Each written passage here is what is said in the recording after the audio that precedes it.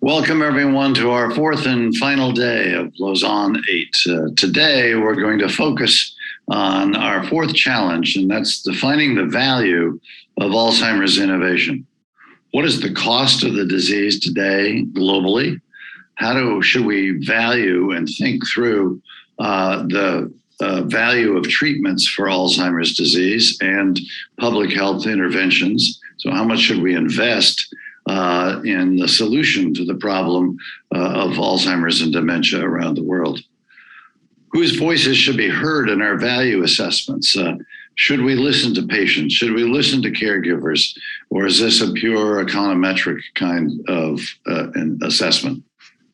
What role can real-world evidence play in assessing value? How do we really think through continuing platforms that assess exactly how the drugs that are coming on the market actually impact people's lives, how they effectively reduce the costs of going to whether it's the emergency room visits, whether it's length of stay and rehabilitation, what is the cost impact and the value impact above and beyond cost of real world evidence? What should the public and private sectors be investing in Alzheimer's treatments and public health interventions in order to achieve the value both in social and economic terms? And most importantly, how can we ensure global access to Alzheimer's innovations? As we've mentioned in prior days, the prevalence of this disease is a majority in low and middle income countries, and that percentage of prevalence in low and middle income countries is growing. To begin today's discussions, I'm very honored to have with us Ms. Donata Meroni, head of the Unit of Health Promotion and Disease Prevention of DG Santé, the Public Health Directorate of the European Commission. Donata, Ms. Meroni, thank you for being with us, and we look forward to your remarks. Okay, thank you, Mr. Brandenburg, George. Ladies and gentlemen, it is my great pleasure to join you today and address you on the issue of Alzheimer's disease. I thank you for your kind invitation to represent the European Commission. I lead the unit in the Public Health Directorate, one of the 33 departments of the Commission and the executive agencies. And my department deals with the health promotion, disease prevention, including non-communicable diseases and therefore Alzheimer's disease.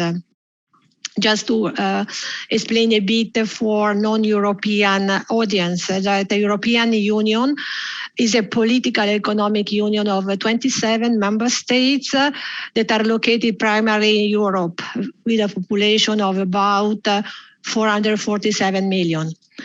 The European Commission is the executive branch of the European Union, and the Commission is responsible for proposing legislation, enforcing the EU laws, and directing the Union's administrative operation. Just a few words now on the organization of healthcare. In the EU countries, all the primary responsibility for organizing and delivering health services and medical care. The EU health policy, therefore, European Union health policy serves to complement national policies on a voluntary basis to ensure health protection in all EU policies and to work towards a stronger health union. In the area of non-communicable diseases, including Alzheimer's, the work of the Commission is to encourage cooperation between EU countries and sharing our expertise in preventing non-communicable diseases, encouraging healthy lifestyles. In particular, the Commission takes initiative aiming at the establishment of guidelines, indicators, the organization of exchange of best practices at the ground level. And the European Commission aims to support EU countries in reaching the Sustainable Development Goals, number 3, target 4, on non-communicable diseases, which aims to reduce premature mortality from non-communicable diseases by 1/3 by 2030. It's quite ambitious, and to promote mental health and well-being. And so we are working at it. Our focus is on prevention across sectors and policy fields. We say health in all policies, putting emphasis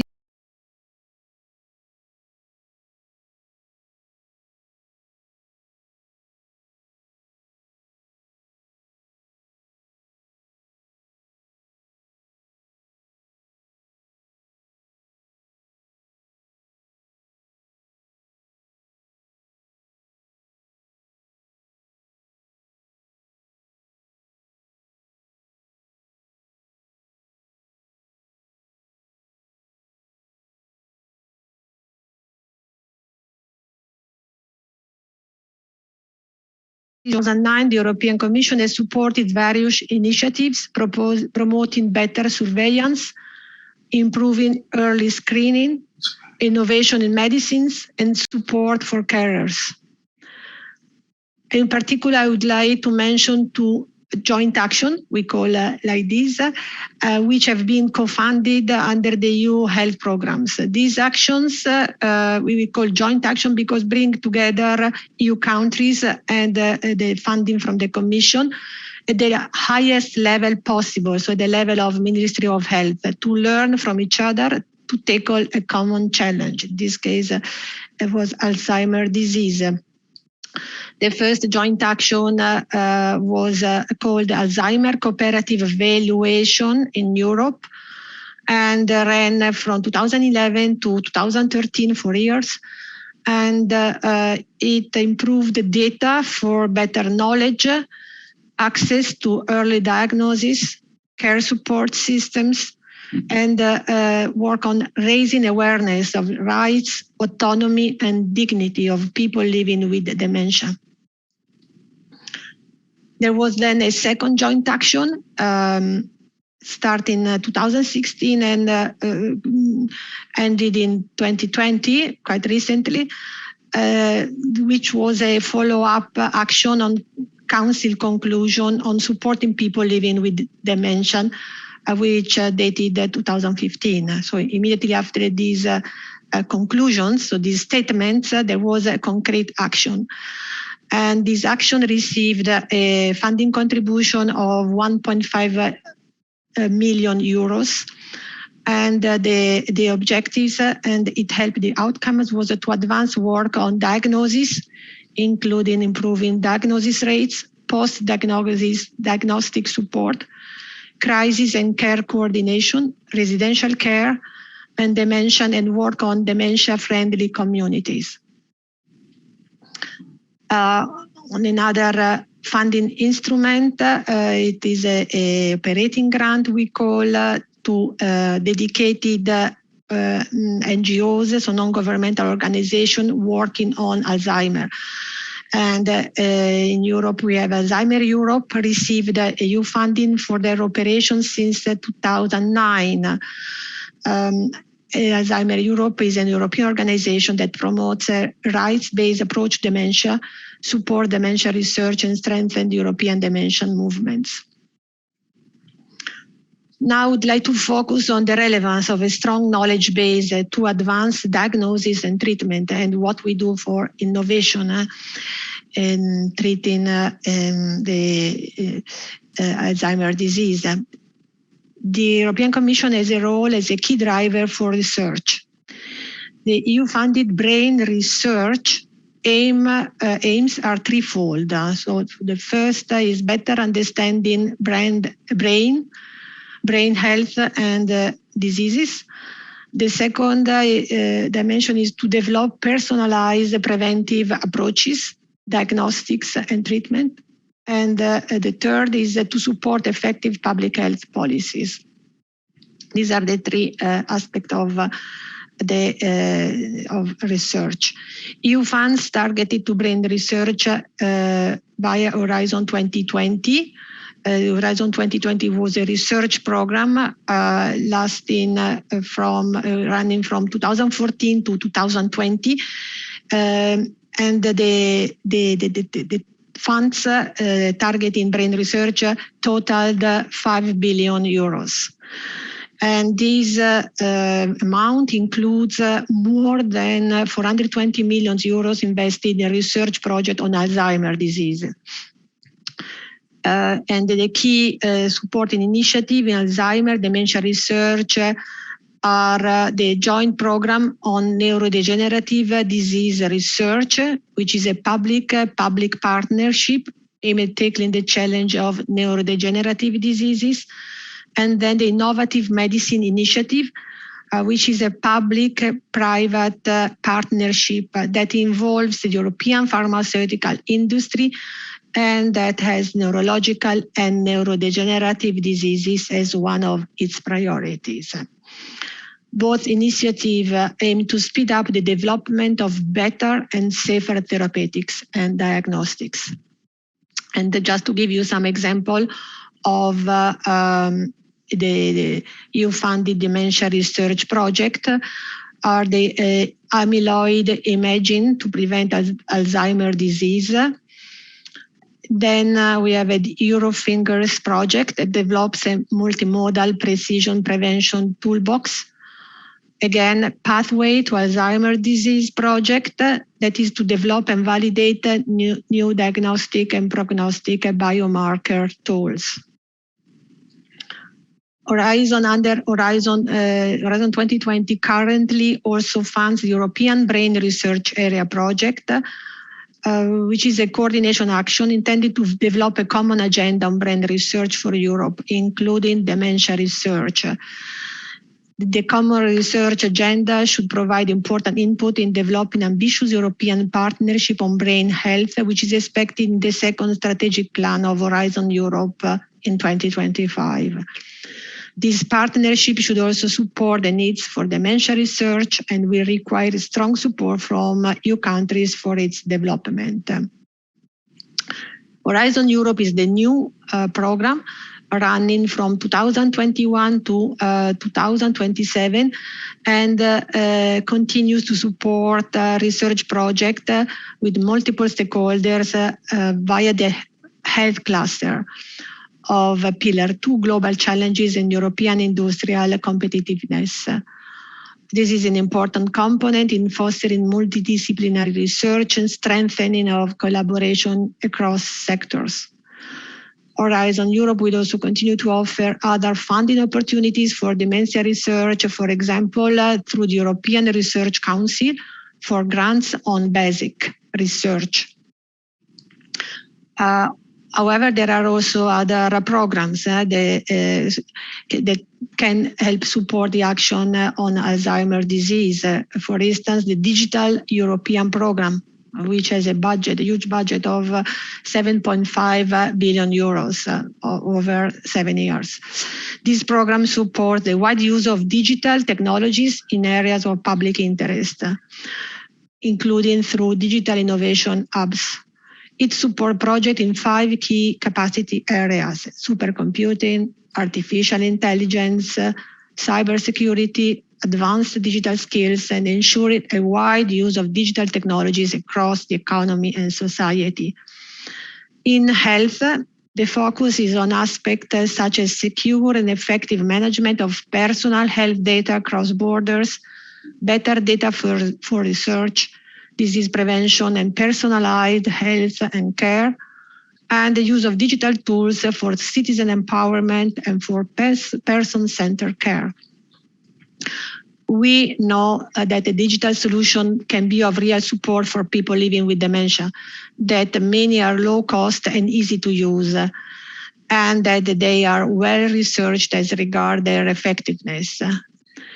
However, in order to this digital innovation to actually help to reach the end user, indeed the uptake of this innovation is lagging behind. For example, research suggests that only 3% of psychosocial e-health intervention aimed at supporting relatives of people with dementia actually end up in practice. Many great innovations are not implementation ready and in danger of remaining on the shelf. It is essential to reach out people living with dementia and their carers, to involve them wherever possible. They can provide unique expertise and are the end users of the innovation we pursue. It is estimated that across the European Union, informal carers provide over 80% of all care. This kind of care usually takes place within social relationships, with the majority of carers being parents, partners, children or grandchildren, siblings, friends, or neighbors. And it is important to acknowledge this major contribution, as does the fact that the majority of informal carers are women. The Social Protection Committee and the European Commission already did so in the key conclusion of their 2021 long-term care report. And a new European care strategy have been announced in September this year by our President Ursula von der Leyen in her State of the European Union address. This is still to be developed, the European care strategy, but it will support men and women in finding the best care and the best life balance for them, thus being of high relevance to people with dementia and to their carers.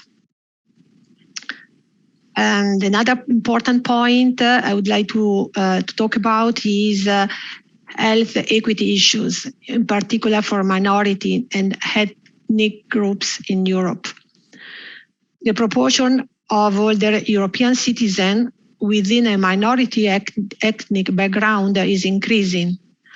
Estimates suggest that in 2017, nearly 500,000 people older than 64 and with a migration background were living with dementia in the European Union and the European Free Trade Association countries. Through our third health program, we supported recent work by Alzheimer Europe that looked at the challenges of achieving timely diagnosis and culturally appropriate care of people with dementia from minority ethnic groups in Europe. This work carried out identified a wide variety of issues that come into play here, such as language barriers, lack of culturally sensitive screening and diagnostic tools, belief that my increased stigma associated with dementia is rooted in the religious beliefs, and limited health literacy to recognize basic signs of potential health problem, and also limited the knowledge on where to seek information and help. These are barriers. This work is a stark reminder that we need to ensure we apply diversity lens to our efforts in the area of dementia prevention and care, and that respect the guide to intercultural dementia care for health and social care providers was developed recently by Alzheimer Europe can be a very helpful tool. And the last point I would like to address is about the support that the new health program, U4Health, can provide to advance in Alzheimer's disease. With this program, the European Union will invest 5.3 billion euro in current prices in actions with an EU added value, complementing the EU countries' policies pursuing one of the several program objectives. These including strengthening health systems, their resilience and the resource efficiency, and improving and fostering health. Disease prevention and the health promotion area are a key focus of the objective. At least 20% of the program budget is reserved to health promotion, disease prevention.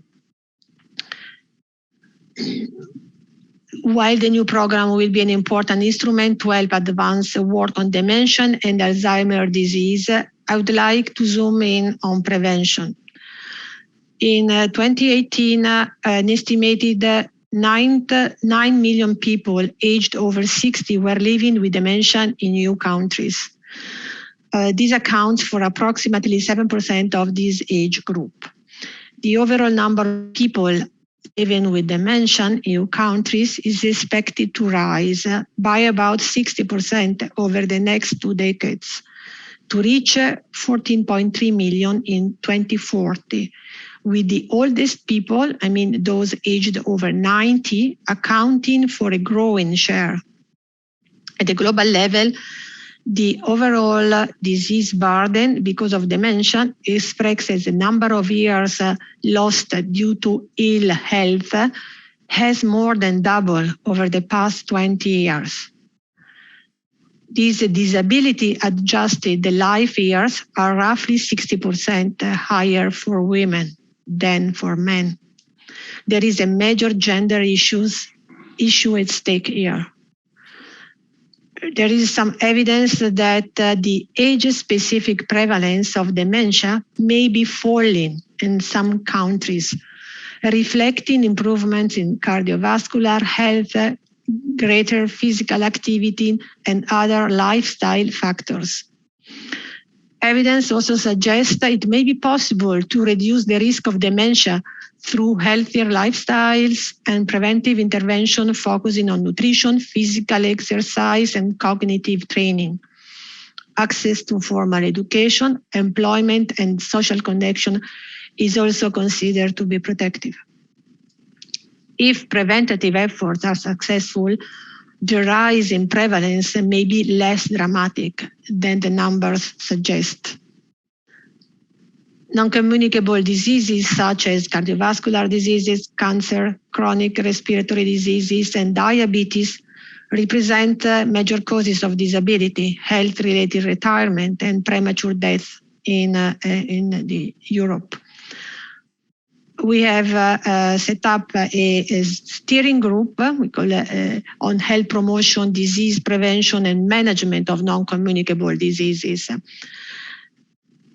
comprised by EU countries. They have the possibility to prioritize intervention to be funded as best practices at ground level.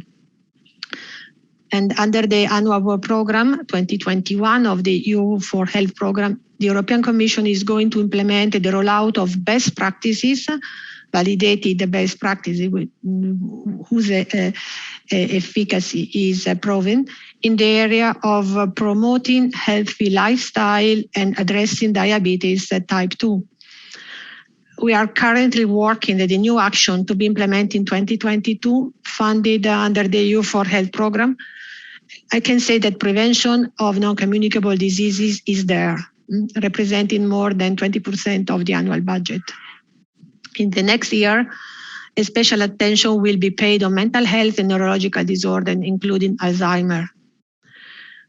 I have to say that beside the EU countries, also stakeholders have the possibility to participate in the program and engage with each other via the EU Health Policy Platform. This is a virtual platform where the exchanges and the contribution to the program to suggest action is possible.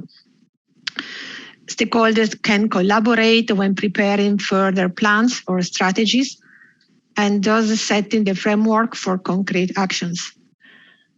We are keen to work together to improve the response of the European Union to the needs of EU citizens and improve their health, and in this case for Alzheimer's disease. So thank you. I finished my speaking points and I'm available to pick up some of your questions. Well, thank you very, very much, Ms. Meroni. It's quite an array of actions and programs, and a little difficult for those not familiar with them to work through everything that you're doing at the Commission level and in joint actions with your member countries. I am curious, just as one question that we have in the time remaining for this segment. Exactly what are the intervention strategies that you're going to deploy in order to achieve your goal of reducing premature mortality by 1/3 in NCDs and non-communicable diseases. Most of this implementation capacity, as I understand it, is in the member states. And yet the European Union as a whole has an interest in the health of all of its citizens. So how do you work with countries to actually measure what are the effects of particular kinds of interventions in diet and exercise and sleep and other lifestyle changes that could reduce the rate of increase in the premature mortality from non-communicable diseases? How do you monitor that? How do you decide what is working and what is not working? How is it that, in fact, you can coordinate those actions across member countries? Okay, thank you for this question. I will maybe have already touched upon the different aspects and the different area of work in the Commission, which is really quite varies quite wide, from research to pharmaceuticals, to interact with the pharmaceutical industry, for instance, with the industry as such, for medical devices, social dimension as well. It's very important for the carers, as I said. Concerning my field, which is public health, I have to say that indeed we try to work with on one side with the member states, and then the other side with the stakeholders. So with the stakeholders, we include a wide range of interested parties, like, for instance, health professionals, but also patients' organizations, civil society organizations. So we consult constantly to be able, to prioritize according to the needs of member states. So that's why I mentioned that we have an important expert group, we call steering group on promotion and disease prevention, and where the representative of member state, competent authorities for health and of member state, they sit there and they decide what is more important, to achieve these sustainable development goals 3.4.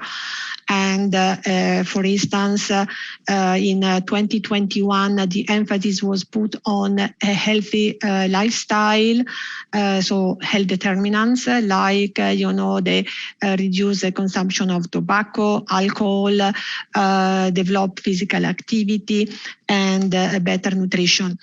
And there were this was highlighted, and together with diabetes, this was the very important emphasis was put on there. What we do is then to exchange and to transfer best practices, because there are already best practices, so validated with proven evidence. And we had a call for best practices, and then these best practices were evaluated according to some criteria, and then to be funded, and then piloted in member state who wants to transfer in their at the local level, so in regions or states, or in their countries. And then again we measure as well the output. And on the other hand, as you mentioned, so we would like also to increase a bit this we call data knowledge, because sometimes it's very difficult, as you can imagine, to have the data about one disease, about the incidence and prevalence, to have we are developing a standard data set to be able to compare, to gather this data according to a standard set, but also to compare between countries and within countries. Ms. Meroni, I really am quite impressed with the range of activities that you're responsible for at the Commission level, as well as in your joint programs. We have had discussion here at this conference about a new initiative at the global level called the Davos Alzheimer's Collaborative, which is working around the world to strengthen health systems and their capacity to recognize and then to intervene through lifestyle or through medicines with respect to Alzheimer's and dementia. So I'm confident that the Davos Alzheimer's Collaborative will be back in touch with you to discuss how it is that we might partner in that regard to strengthen health systems around the world, obviously including Europe. So that is an important initiative. But thank you so much for being with us today and for sharing what you are doing in the European Union and what is going on at the Commission level. And we look forward to working with you in the future on these important issues. But thank you very much for being with us. Okay, thank you to you. It was an honor and my pleasure. Bye. Right, bye-bye.